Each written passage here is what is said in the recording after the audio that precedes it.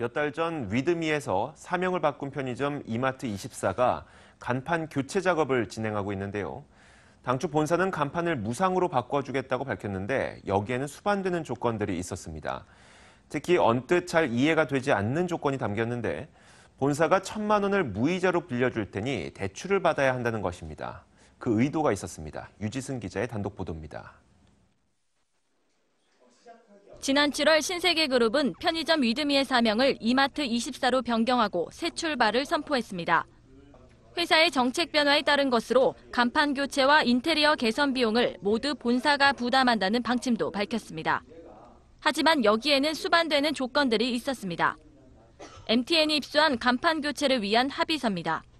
본사가 점주들에게 제시한 이 합의서에는 크게 3가지 조건이 제시돼 있습니다. 우선 본사가 무이자로 빌려주는 1,000만 원의 예치금을 받아야 한다는 내용이 명시됐습니다.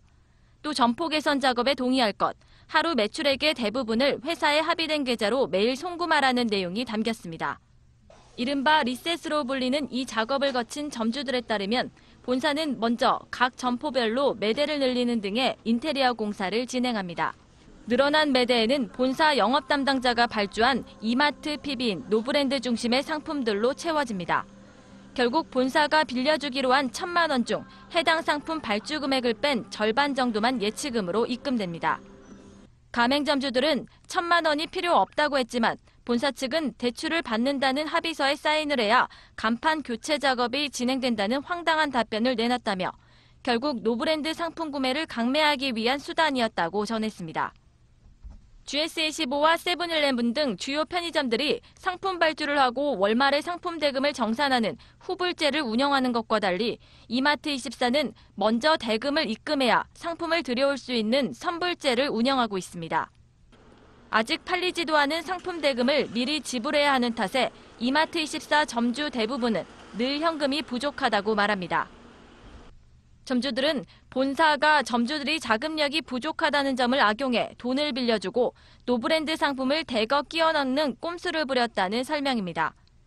이에 대해 본사 측은 리셋으로 인해 늘어나는 매대를 채울 여력이 안 되는 점주들을 위한 지원이라면서도 노브랜드가 인기 있는 제품인데 경영주들의 자율에 맡기게 되면 임의대로 되는 부분이 있어 그렇게 세팅을 한 것이라고 말했습니다.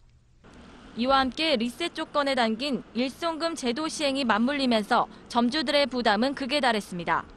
이마트24의 일송금은 상품 판매 원가 전액을 예치금으로 입금하는 것으로 기존 이마트24의 운영 방식을 뒤엎는 정책이라는 게 점주들의 설명입니다. 이 예치금은 본사 승인 없이 점주가 출금할 수 없다 보니 점주들은 인건비와 임대료도 지불할 여력이 없어졌다고 토로합니다. 점주들의 반발이 이어지자 본사는 뒤늦게 철회 방침을 내놨습니다.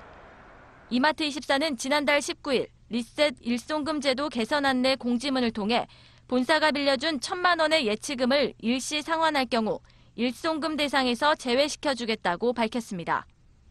하지만 이미 현금 유동성 악화에 빠져 당장 돈을 되갚을 길이 없는 일부 점주들은 발을 동동 구르는 등의 혼란에 빠졌습니다. 머니투데이 방송 유지승입니다.